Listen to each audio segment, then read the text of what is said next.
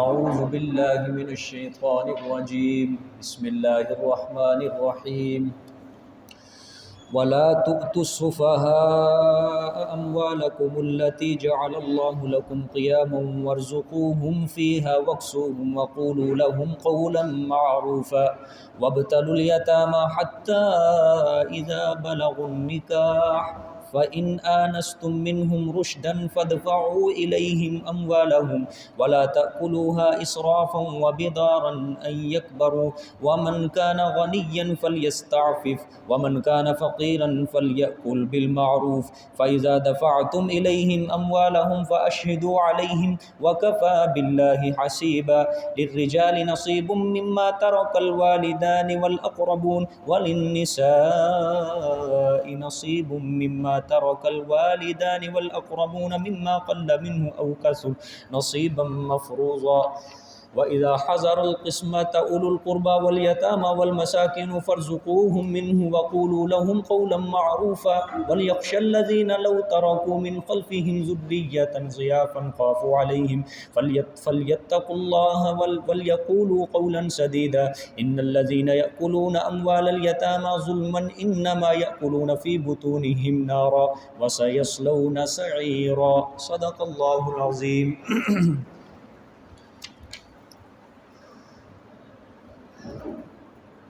تین حکم رعیت اب تک ہم نے پڑھ لیے ہیں. پہلا حکم رعیت آیا یتیموں کے مال کی حفاظت، دوسرا یتیم لڑکیوں کا حق مہر پورا ادا کرو، تیسرا یتیم لڑکیوں کے علاوہ دوسری عورتوں کا بھی حق مہر پورا ادا کرو، چوتھا حکم رعیت آج اللہ تعالیٰ یہاں سے شروع کریں گے وَلَا تُؤْتُوا السُّفَهَاءَ سے. اس کے اندر اللہ تعالیٰ فرمائیں گے کہ یتیم جب تک غیر بالغ ہے اس کو اس کا مال اس وقت تک اس کے حوالے نہ کرو جب تک وہ بالغ نہ ہو جائے. ترجمہ دیکھ لیں پھر میں آپ کو آیت سمجھاتا ہوں. وَلَا تُؤْتُوا السُّفَهَاءَ، اور نہ دو تم بے وقوفوں کو، پاگلوں کو، اموالکم مال اپنا، اللتی جعل اللہ لکم قیاما، وہ مال جس کو اللہ نے بنایا واسطے تمہارے سبب گزران، ورزقوہم، اور کھلاتے رہو تم ان کو فیہا اس مال میں سے، وکسوہم، اور پہناتے رہو تم ان کو، وقولوا لهم قولا معروفا، اور کہو تم واسطے ان کے تسلی کی بات، اور کہو تم واسطے ان کے تسلی کی بات. اب یہ آئے سمجھے، اللہ تعالیٰ نے فرمایا کہ یتیم جب تک غیر بالغ ہے وہ ہے سفیہہ، یعنی بے وقوف. سفہاء یہ جمع ہے سفیہہ کی. سفیہہ کا مطلب ہوتا ہے بے وقوف. اس کو مال نہ دو، اس کے حوالے نہ کرو. ہاں البتہ یہ ہے کہ ان کو آزماتے رہو. کس طرح کہ بیٹا جا بازار کے اندر جا، سمجھے، سودا لے کر آ، بازار کے اندر جا فلانی چیز لے کر آ. اس کو آزماتے رہو، اور جب وہ بالغ ہو جائے اور سن رشد کو پہنچ جائے، یعنی اس کے اندر ایک سمجھ بوجھ آ جائے، عقل آ جائے، پھر ان کا مال ان کے حوالے کر دو. یہ اس آیت کا یہ اجمالی مطلب یہ آپ کے سامنے بیان کر دیا. یہ وَلَا تُؤْتُوا السُّفَهَاء جو ہے، یہ سفہا میں نے بتایا نا آپ کو، یہ سفیہہ کی جمع ہے. سفیہہ کہتے ہیں بے وقوف کو. بے وقوف اس کو کہا جاتا ہے جس کو اپنے نفع نقصان کا نہ پتہ ہو، جو اپنے نفع نقصان کے بارے میں پتہ نہ لگا سکے کہ اس کام کے اندر میرے لیے نفع ہے یا نقصان ہے، اس کو بالکل نہ پتہ ہو. حضرت عبداللہ ابن عباس رضی اللہ تعالی عنہما فرماتے ہیں کہ السفہاء سے مراد ہیں عورت اور بچے. السفہاء سے مراد کیا ہے؟ عورت اور بچے، یعنی اپنی بیوی اور بچے. اللہ تعالیٰ کے بیان کرنے کا مطلب ہے کہ اپنی زندگی کے اندر اپنا مال جو ہے وہ اپنے بیوی بچوں کو اس کا مالک نہ بنا دیا کرو. سمجھ آئی ہے؟ اگر تم نے اپنی زندگی کے اندر اپنے بیوی بچوں کو اپنے مال کا مالک بنا دیا، خود تم فارغ ہو کے بیٹھ جاؤ گے، تم خام خواہ ان کے اوپر بوجھ بن جاؤ گے۔ سمجھ آئی ہے؟ علامہ شبیر احمد عثمانی رحمۃ اللہ علیہ وہ بھی یہی فرماتے ہیں کہ یتیم کے مال کی حفاظت کرنا یہ ضروری ہے۔ سمجھ آ گئی ہے؟ ہاں، یہ السفہاء سے مراد جو ہے، حضرت عبداللہ ابن عباس کی تفسیر کے مطابق وہ فرماتے ہیں السفہاء سے مراد عورت اور بچے مراد ہیں۔ یہ بات سمجھ لیں، السفہاء سے مراد عورت اور بچے مراد ہیں۔ آگے اللہ نے فرمایا اللاتی جعل اللہ لکم قیاما، کہ وہ مال جس کو اللہ نے واسطے تمہارے بنایا ہے سبب گزران، یعنی وہ ایسا مال ہے جس کو تم نے دن رات کی محنت کمائی کر کے، خون پسینہ ایک کر کے، محنت کر کے، مشقت کر کے تم نے وہ مال کمایا ہے، لیکن تم نے اگر اپنی زندگی کے اندر اپنے بیوی بچوں کو وہ مال اس کے حوالے کر دیا ہے تو یہ خام خواہ تمہارے لیے زندگی کے اندر بہت بڑی مشکلات کھڑی ہو جائیں گی۔ تو جو وراثت ہے یہ اپنی زندگی کے اندر تقسیم کرنا اپنی اولاد کو، یہ ٹھیک نہیں ہے۔ اس کے مفصل احکام انشاءاللہ العزیز آگے آئیں گے، لیکن اپنی زندگی کے اندر وراثت کو تقسیم کرنا اپنی اولاد کے اندر یہ ٹھیک نہیں ہے۔ مرنے کے بعد ہی جو اللہ تعالیٰ نے حصے مقرر کیے ہیں وہ اس کے مطابق ہی وہ وراثت تقسیم کی جائے گی۔ حضرت عبداللہ ابن عباس رضی اللہ تعالیٰ عنہ کے یہ بیان کرنے کا مقصد یہ نہیں ہے کہ تم ان کی ملکیت سے روک کے رکھو مال کو، بلکہ حضرت عبداللہ ابن عباس کے بیان کرنے کا مطلب یہ ہے کہ جو مال ہے تمہارے پاس ہے، اپنے بیوی بچوں کو یہ ناجائز تصرف سے روکو کہ وہ مال کو ضائع نہ کریں، ناجائز تصرف سے روکو۔ سمجھ آ گئی ہے کہ وہ مال کو ضائع نہ کرے، اپنے مال کی تم خود حفاظت کیا کرو۔ آپ آزما کے دیکھ لیں، اگر آپ اپنے مال کو اپنی عورت کے حوالے کر دو، سمجھ آئی ہے، وہ طرح طرح کے فیشن کے اندر، فضول خرچی کے اندر وہ اپنے مال کو ضائع کر دے گی، تمہارے مال کو۔ اسی طرح آپ بچوں کو ملکیت دے دے، یہ لے بھائی مال تجھے میں تیرے حوالے کرتا ہوں، وہ بچہ بھی آتش بازی کے اندر، پتنگ بازی کے اندر وہ سارا مال ہڑپ کر دے گا، خراب کر کے رکھ دے گا، ضائع کر کے رکھ دے گا۔ سمجھ آ گئی ہے؟ اور یہ ساری کی ساری فضول خرچیاں، یہ ساری اپنے مال کو ضائع کرنا، سمجھے یہ اللہ تعالیٰ مال کو ضائع کرنے اور فضول خرچی سے بچا رہے ہیں کہ اپنے مال کو تم نے ضائع نہ کرنا۔ اور حضرت عبداللہ ابن عباس رضی اللہ تعالیٰ عنہما کا جو اس آیت کی تفسیر جو حضرت عبداللہ ابن عباس نے بیان کی ہے، وہ ہر اس شخص کے اوپر فٹ آ رہی ہے کہ جس کو اگر مال حوالے کر دیا جائے تو مال جو ہے وہ نقصان کا خطرہ ہو اس کی ملکیت کے اندر، خواہ وہ یتیم کا مال ہی کیوں نہ ہو، خواہ وہ حقیقی اولاد کیوں نہ ہو، خواہ وہ اگر عورت کو اپنا مال حوالے کر دے، یہ سب کو شامل ہے کہ جن کے پاس جانے سے مال کے ضائع ہونے کا خطرہ ہو۔ یہ حضرت عبداللہ ابن عباس رضی اللہ تعالیٰ عنہ کی تفسیر کا یہی مطلب ہے۔ سمجھ آ گئی ہے کہ نہیں؟ یہ سب کی سب فضول خرچیاں ہیں۔ قرآن پاک کے اندر بھی اللہ تعالیٰ نے بیان فرمایا ان المبذرین کانوا اخوان الشیاطین، بے شک فضول خرچی کرنے والا جو ہوتا ہے وہ شیطان کا بھائی ہوتا ہے۔ دوسرے مقام پہ اللہ نے فرمایا لا تسرفوا، کہ فضول خرچی نہ کرو۔ اسی طرح مشکات شریف کی حدیث کی بہت بڑی کتاب ہے، اس میں حضرت سفیان ثوری رحمۃ اللہ علیہ کی روایت موجود ہے، وہ فرماتے ہیں کہ حلال مال جو ہے یہ فضول خرچی کا متحمل نہیں ہو سکتا۔ حلال مال جو ہوتا ہے فضول خرچی کا متحمل نہیں ہو سکتا۔ بھئی جو بندہ اپنا مال حلال طریقے سے کماتا ہے اس کا دل بھی یہ بات کرنے پر اسے مجبور کرے گا کہ تو اپنے مال کو کسی فضول کاموں کے اندر کبھی خرچ نہ کر، حرام کاموں کے اندر اپنا مال کبھی خرچ نہ کر۔ یہ بات یاد رکھنا، اگر کوئی بندہ فضول کاموں کے اندر اپنے مال کو لگا رہا ہے، اپنے مال کو ضائع کر رہا ہے، تو سمجھ لو اس کا مال یہ حلال کا نہیں ہے بلکہ حرام کا ہے۔ سمجھ آئیے؟ کیونکہ حلال مال جو ہوتا ہے یہ فضول کاموں کے اندر لگانے کا متحمل کبھی نہیں بن سکتا۔ سمجھ آئی ہے؟ اور اسی طرح جو بندہ حلال کماتا ہے وہ کبھی زبان سے جھوٹ بھی نہیں بول سکتا، یہ بات یاد رکھنا، کیونکہ حلال جو ہے اس کی رگوں کے اندر رچ بس گیا ہے، وہ حلال اس کے خون کے اندر شامل ہو چکا ہے جو اس کو اس کی زبان کو جھوٹ سے بولنے سے روکے گا۔ جو بندہ حرام کھانے کا عادی ہے اس کی زبان جھوٹ بولے گی، اس کا دل بھی جھوٹ بولے گا، اس کی زبان بھی جھوٹ بولے گی۔ سمجھ آئیے؟ اسے پتہ ہے بھئی یہ جو میں نے مال کمانا ہے یہ مجھے کون سا محنت اور مشقت کمائی سے، بس میں نے زبان سے ایک جھوٹ بولنا ہے، 2 لفظ جھوٹ کے بولنے ہیں، مجھے 1 لاکھ روپیہ مل جائے گا۔ جو میں نے زبان سے جھوٹ بولنا ہے مجھے 2 لاکھ روپے مل جائیں گے، مجھے 3 لاکھ روپے مل جائیں گے۔ اسے پتہ ہے کوئی محنت نہیں، کوئی مشقت نہیں، اسی طرح جھوٹ بھی اس کے نزدیک کوئی گناہ نہیں بنے گا۔ سمجھ آئیے کہ نہیں؟ تو حضرت عبداللہ ابن عباس رضی اللہ تعالیٰ عنہ کی تفسیر میں نے آپ کے سامنے پیش کی ہے، وَلَا تُؤْتُوا السُّفَهَاءَ، اور نہ تم دو پاگلوں کو، اموالکم التی، مال اپنا، التی جعل لکم اللہ لکم قیاما، وہ مال جس کو اللہ نے واسطے تمہارے بنایا سبب گزران، ورزقوہم، اگلا حکم ہے جی، تم ان کو کھلاتے رہو فیہا اس مال میں سے، وکسوہم اور پہناتے رہو، یعنی مال کو تم ضائع نہ کرو، بقدر حاجت ضروریات جو جو کام لگتے ہیں، جو جس کام کے اندر اس کو حاجت ہے، ضروریات ہیں اپنے بیوی بچوں کی، ان کے اندر وہ مال لگاتے رہو۔ اگر یتیم تمہاری کفالت کے اندر ہے تو یتیم کے لیے جو جو بھی ضروریات پوری کرنی ہے اس مال میں سے لگاتے رہو، اس کو کھلاتے رہو، اس کو پہناتے رہو، لیکن فضول کاموں کے اندر مال کو خرچ بالکل نہ کرو۔ آگے فرمایا وَقُولُوا لَهُمْ قَوْلًا مَّعْرُوفًا، اور تم کہو واسطے ان کے تسلی کی بات، تم کہو واسطے ان کے تسلی کی بات۔ تسلی کی بات سے مراد یہ ہے کہ تم اپنے بیوی بچوں کو سمجھاتے رہو کہ دیکھو مال تمہارا ہی ہے، اپنے بچوں کو سمجھاؤ کہ بچوں مال تمہارا ہی ہے، ہم اس کو تجارت کے اندر لگائیں گے، تجارت سے ہمیں اچھا نفع آئے گا تو ہمارا مال بچ جائے گا، مال بھی بچے گا اور منافع بھی ہمیں آتا رہے گا، سمجھ آئی ہے؟ تو ان کی دل شکنی بھی نہیں کرنی اور مال کو بھی بچانا ہے، سمجھ آ گیا نا؟ یہ اس سے مراد یہ ہے وَقُولُوا لَهُمْ قَوْلًا مَّعْرُوفًا، اور تم کہو واسطے ان کے تسلی کی بات۔ آپ صلی اللہ علیہ وسلم نے بھی فرمایا ہے کہ اپنے مال کو تم کبھی ضائع نہ کرو، اپنے مال کو تم کبھی ضائع نہ کرو۔ اسی طرح آپ صلی اللہ علیہ وسلم، حضرت امام شافعی رحمۃ اللہ علیہ، حضرت ابو موسیٰ اشعری رضی اللہ تعالیٰ عنہ سے روایت کرتے ہیں، فرماتے ہیں آپ صلی اللہ علیہ وسلم نے فرمایا 3 بندوں کی دعا اللہ تعالیٰ کبھی قبول نہیں کرتا، اللہ 3 بندوں کی دعا کو رد کر دیتا ہے۔ وہ کون سے بندے ہیں؟ آپ صلی اللہ علیہ وسلم نے پہلے بندے کے بارے میں فرمایا، پہلا بندہ وہ ہے کہ جس کی عورت بدکار ہے اور وہ اس کو بدکاری سے روک نہیں سکتا، نہ وہ اس کو علیحدہ کرتا ہے۔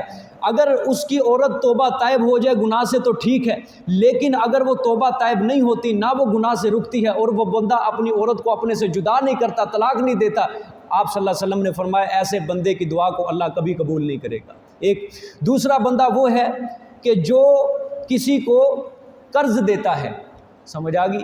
دوسرا بندہ وہ ہے جو کسی کو قرض دیتا ہے اور قرض دینے کے اوپر وہ گواہ نہیں بناتا، قرض دینے کے اوپر وہ گواہ نہیں بناتا۔ بھئی ظاہری بات ہے جب وہ گواہ نہیں بنائے گا بعد میں جھگڑے پیدا ہوں گے، سمجھ آئی؟ تصادم پیدا ہوگا، نزاع پیدا ہوگا، جھگڑے پیدا ہوں گے، لوگ سخت پریشانیوں کے شکار ہوں گے۔ یہ دوسرا بندہ اللہ، آپ صلی اللہ علیہ وسلم نے فرمایا ایسے بندے کی دعا اللہ قبول نہیں کرتے۔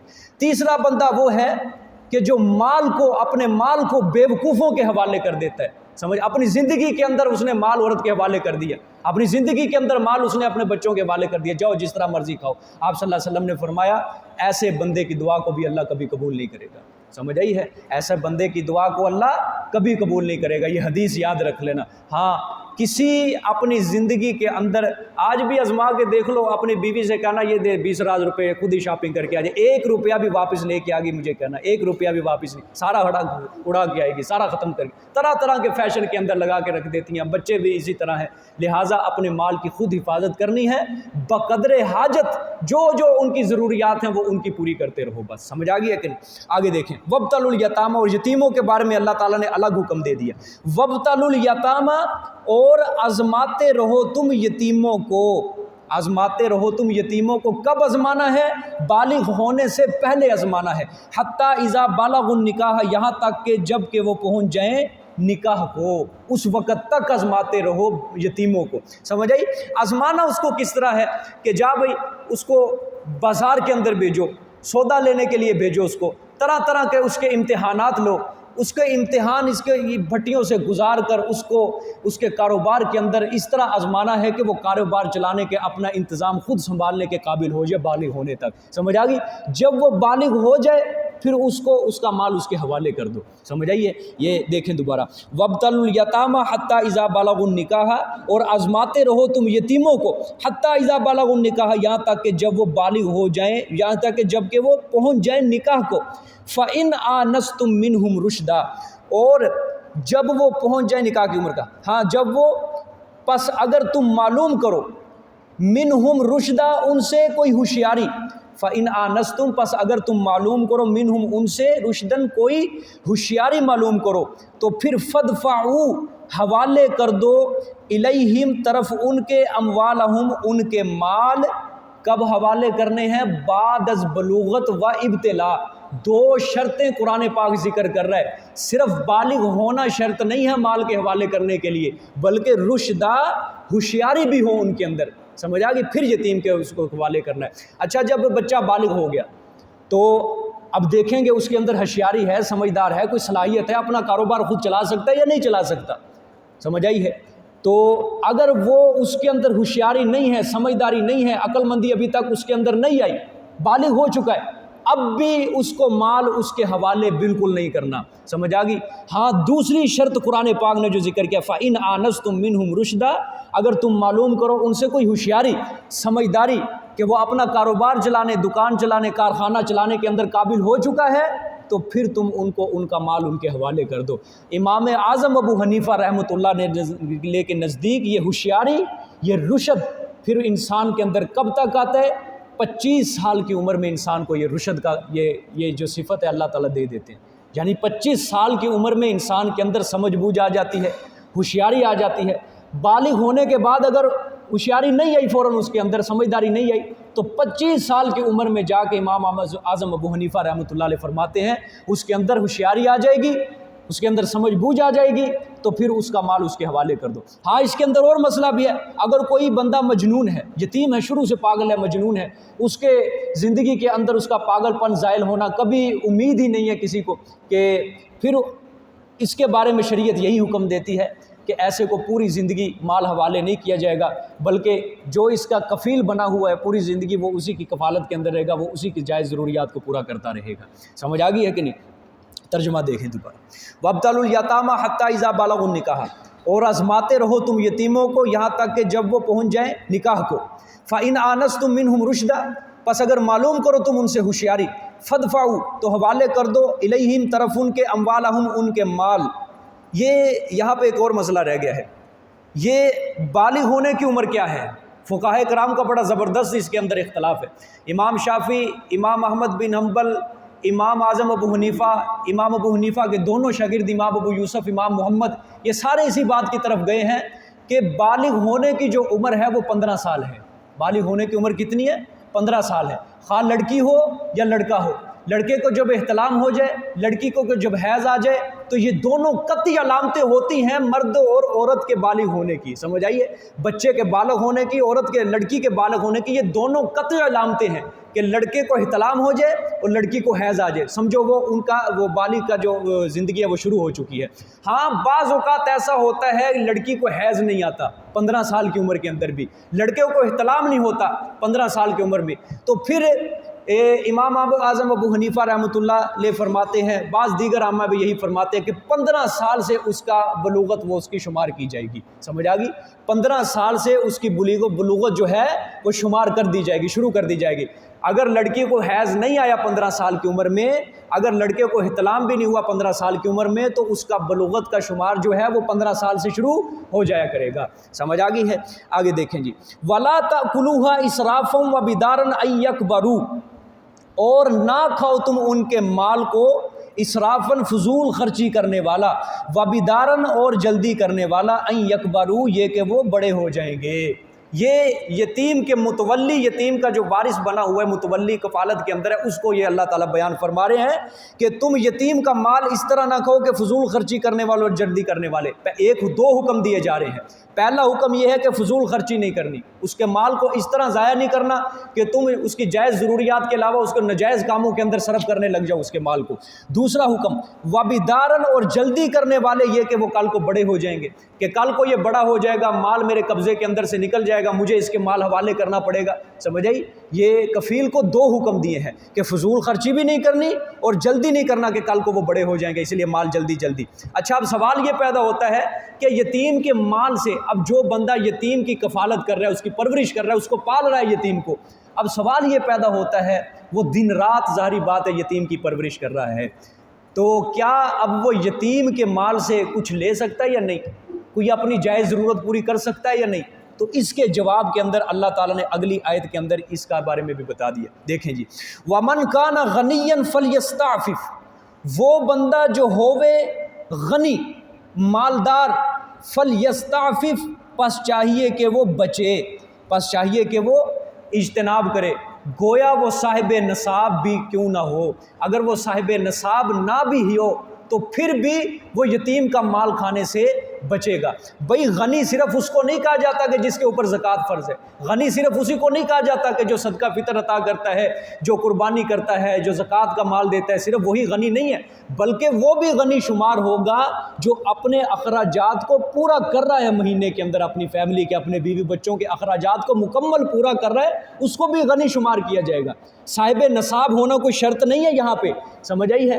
اگر کوئی بندہ اپنے بیوی بچوں کے اخراجات کو پورا کر رہا ہے اور یتیم بھی کفالت ہے، اگر وہ صاحب نصاب بھی نہیں ہے، یتیم اس کی کفالت کے اندر ہے، تو پھر بھی اس کے لیے کیا حکم ہے کہ وہ یتیم کا مال کھانے سے اجتناب کرے گا۔ سمجھ آ گئی؟ آگے ومن کان فقیرا فلیأکل بالمعروف، اور جو ہوئے فقیر پس چاہیے کہ وہ کھائے بقدر حاجات ضروریہ۔ فقیر اس کو کہا جاتا ہے جو انسان اپنی 2 وقت کی روٹی بھی بمشکل پوری کر سکے اپنے بیوی بچوں کے لیے، ایسا آدمی فقیر ہے۔ ظاہری بات ہے بھائی، وہ یتیم کی کفالت کرے گا، یتیم اس کی پرورش کے اندر ہے، وہ پرورش کر رہا ہے، اب اس کا دن رات اس کے اندر صرف ہو رہا ہے، اب وہ یتیم کے مال سے کچھ نہ کچھ حاجات اپنی پوری کرنے کے لیے کچھ نہ کچھ مال اس کے اندر سے لے سکتا ہے۔ یہ صرف اتنی قرآن پاک نے اس کی اجازت دی ہے۔ فَإِذَا دَفَعْتُمْ إِلَيْهِمْ، اگلا حکم، پس جب تم حوالے کرو طرف ان کے اموالہم، ان کے مال، فَأَشْهِدُوا، یہ حکم دیا جا رہا ہے تو پھر تم کیا بنا لو؟ گواہ بنا لو، علیہم، اس پر۔ جب حوالے کرنے لگنا ہے تم نے یتیم کا مال، یعنی یتیم کا جب مال حوالے کرنا لگنا ہے، بالغ ہو گیا ہے اور وہ سن رشد کو پہنچ گیا ہے، اس کے اندر ہوشیاری سمجھداری آ گئی ہے، تو پھر کیا بنانا ہے؟ گواہ بنانا ہے۔ اور یہ گواہ بنانا کوئی واجب فرض نہیں ہے، یہ گواہ بنانا بہتر ہے۔ گویا قرآن ایک اچھا مشورہ دے رہا ہے یہاں پہ آ کے۔ قرآن پاک کے اندر جہاں بھی حکم ہوتا ہے، کہیں حکم آئے، اس سے مراد یہ ضروری نہیں ہے کہ وہ فرض اور واجب کے حکم میں ہو، سمجھے؟ بعض اوقات قرآن پاک جو حکم دیتا ہے وہ استحبابی حکم بھی ہوتا ہے کہ بہتر ہے تمہارے لیے یا اچھا ہے تمہارے لیے حکم دے یہ گواہ بنا لینا۔ اس کے اندر یہ بھی اشارہ ہے کہ جب تم نے یتیم کا مال اپنے قبضے کے اندر لینا ہے تب بھی گواہ بنانا ہے کہ میں نے اتنا مال یتیم سے لیا ہے، بھائی اس وقت میرے قبضے کے اندر، میری ملکیت کے اندر یتیم کا اتنا مال ہے۔ اور جب تم نے یتیم کو مال حوالے کرنے لگنا ہے تو پھر بھی تم نے گواہ بنا لینے ہیں، سمجھ آئی ہے؟ کہ میرے پاس اتنا مال تھا، اب میں اس کو اتنا مال اس کے حوالے کرنے لگا ہوں، اتنا مال میں نے اس کے حاجات ضروریات کے اوپر لگایا ہے، سمجھ آ گئی ہے؟ گواہ بنا لینے ہیں تاکہ بعد میں کسی قسم کے جھگڑے کی کوئی گنجائش باقی نہ رہے۔ آگے فرمایا اللہ تعالیٰ نے وَكَفَى بِاللَّهِ حَسِيبًا، اگر گواہ نہیں بناؤ گے تو پھر اللہ کافی ہے حساب لینے والا۔ یعنی قیامت والے دن جب تم نے میرے سامنے حاضر ہونا ہے، وہاں کوئی ہیلا بہانہ نہیں چلنا، پھر میں نے وہاں اچھی طرح حساب، وہاں ایک ایک آنے ایک ایک پیسے کا حساب دینا پڑے گا تمہیں، سمجھ آ گئی؟ یہ ایک حکم رعیت یہاں تک پورا ہو گیا ہے۔ آگے 5واں حکم رعیت ہے جی، 5واں حکم رعیت، یہ وراثت کے بارے میں اب یہ مسئلہ چلنے لگا ہے۔ فرمایا کہ ترکہ میں تمام ورثاء کے حصے مقرر ہیں، کسی کا حصہ کم نہ کرو۔ یہ 5ویں حکم رعیت کا عنوان ہے کہ ترکے کے اندر تمام ورثاء کے حصے مقرر ہیں، کسی کا حصہ کوئی کسی لحاظ سے کم نہیں کرنا، سمجھ آئی؟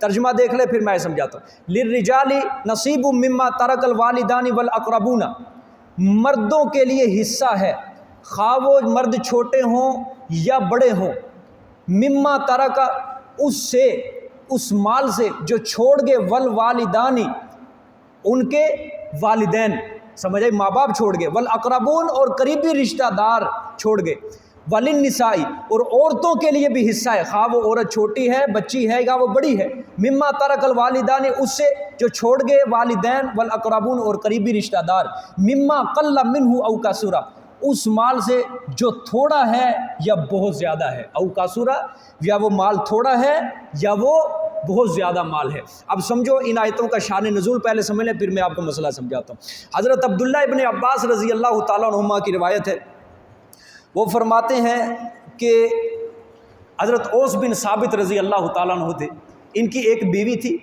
2 بچیاں تھیں چھوٹی، اور ایک نابالغ بچہ تھا چھوٹا۔ تو جب یہ فوت ہوئے، اب ان کا مال جو ہے، اصل میں اس وقت عرب کا ایک دستور تھا، ایک رسم چلی آ رہی تھی بہت بری، کہ وہ جب کوئی بندہ فوت ہو جاتا تھا، اس کا وارث صرف وہی بنتا تھا جو اس کا بڑا بیٹا ہو، اور بڑا بیٹا بھی وہ جو تیر تلوار چلانے کے اندر مہارت رکھتا ہو، گھوڑ سواری کے اندر مہارت رکھتا ہو، دشمن کو مغلوب کرنے کی مہارت رکھتا ہو، وہ صرف وارث بنتا تھا۔ اس کے علاوہ بیوی، چھوٹے بچے، بچیاں، وہ سب وراثت سے محروم ہو جاتے تھے، سمجھ آئی ہے، باقی کسی کو وراثت کا حصہ نہیں ملتا تھا۔ تو جب یہ حضرت اوس بن ثابت فوت ہوئے تو پیچھے ایک بیوی چھوڑی، 2 چھوٹی بچیاں، ایک بچہ چھوڑا، تو پھر عرب کے جو مروجہ دستور تھا، یہ مروجہ قانون تھا، اس قانون کے مطابق ان کے جو چچا زاد بھائی تھے وہ مال کے اوپر سارے قابض ہو گئے، اس کے اوپر سارے قابض ہو گئے، نہ عورت کو کچھ دیا، نہ بچیوں کو کچھ دیا، نہ بچوں کو کچھ دیا، جوان کوئی ہے نہیں تھا، سمجھے۔ اب یہ حضرت اوس بن ثابت کی جو بیوی تھی یہ حضور صلی اللہ علیہ وسلم کے پاس چلی گئی یہ شکایت لے کر، کہا یا رسول اللہ کوئی مال نہیں ہمارے پاس، کوئی گزران کا سبب نہیں ہمارے پاس، نہ ایک آنا بچا، پیسہ بھی کوئی نہیں بچا، ہم کہاں سے کھائیں گے؟ آپ صلی اللہ علیہ وسلم نے یہ شکایت سنی، آپ صلی اللہ علیہ وسلم نے فرمایا ابھی تک اس کے بارے میں قانون تو نہیں آیا، لیکن آپ صلی اللہ علیہ وسلم کے دل کو اطمینان تھا پھر بھی کہ اللہ تعالیٰ ضرور ضرور وراثت کا کوئی نہ کوئی قانون بنائیں گے۔ کچھ دنوں کے بعد یہ آیتیں اتری جس کے اندر اللہ تعالیٰ نے یہ تفریق کو ختم کر دیا، عورت اور مرد کی تفریق کو بالکل ختم کر دیا۔ اللہ تعالیٰ نے فرمایا للرجال نصیب مما ترک، مردوں کے لیے بھی حصہ ہے اگرچہ ان کے والدین اور قریبی رشتہ دار چھوڑ جائیں، عورتوں کے لیے بھی حصہ ہے چاہے اس کے وہ والدین اور قریبی رشتہ دار چھوڑ جائیں، چاہے وہ مال مما قل منہ او کثر، وہ مال تھوڑا ہو یا زیادہ ہو، سمجھے۔ پھر یہ آیتیں اتر گئی تھی۔